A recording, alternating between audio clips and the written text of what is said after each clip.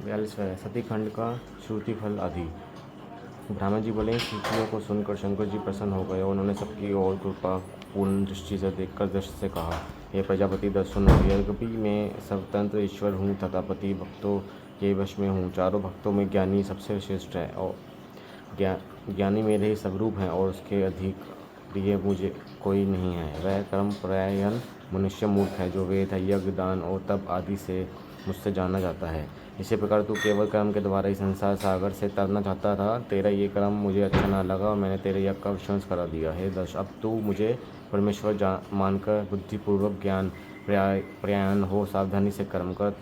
तुम ये जानो कि मैं शंकर ही संपूर्ण जगत का दृष्टा हूँ। मैं ही जगत की उत्पत्ति, स्थिति और संसार करता हूँ और क्रिया के अनुसार विभिन्न नामों को धारण करता हूँ।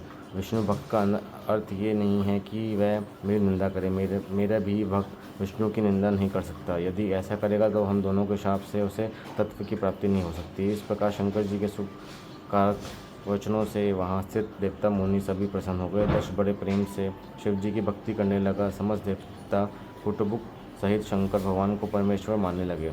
जिससे जैसे स्तुति की थी शंकर भगवान ने उसे वैसा ही वर दिया। दक्ष प्रसन्न हो शीघ्र ही शिवजी का नाम जपने लगा। शिवजी की कृपा से उसने अपना यज्ञ पूर्ण किया। तब सब देवताओं को यथा योग्य भाग मिला।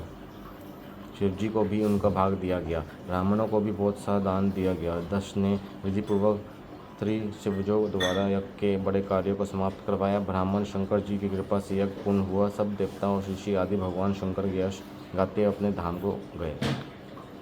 मैं और विष्णु भी मंगलदायक उनके सब नामों का उच्चारण करते हुए अपने लोक को चले गए। दक्ष ने सत्पुरुषों की गति पा शंकर जी का बड़ा सत्कार किया। फिर वह भी अपने गणों को साथ ले कैलाश पर्वत की ओर प्रस्थान किए।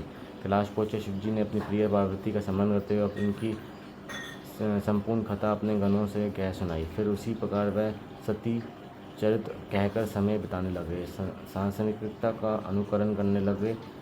उधपि वह शंकर भगवान एक हैं, उनमें कोई विकार नहीं, तथापि उन्होंने संसार को अपनी लौकिकता दिखाई। इसी चरित्र को पढ़ने सुनाने वाला ज्ञानी हो उत्तम सुख और दिव्य गति को प्राप्त होता है। इस प्रकार दशपुत्री सती देवी अपना शरीर त्याग कर हिमालय की पत्नी मैना के गर्भ से उत्पन्न हुई और महातप कर शिवजी को प्राप्त किया एवं गौरी अंध वामगी कहला विचरित लीलाई की। ये सती चरित्र अद्भुत भक्ति मुक्ति ध्यायक और समस्त कामनाओं को देने वाला है। ये पापड़ित कथा प्रेम पवित्र स्वर्ग दश आयु पुत्र और पुत्रियों को फल देने वाली है। जो इस भक्तपूर्वक सुनता और दूसरों को सुनाता है उसके सब मनोरथ पूर्ण होते हैं और उसे परम गति मोक्ष की प्राप्ति होती है।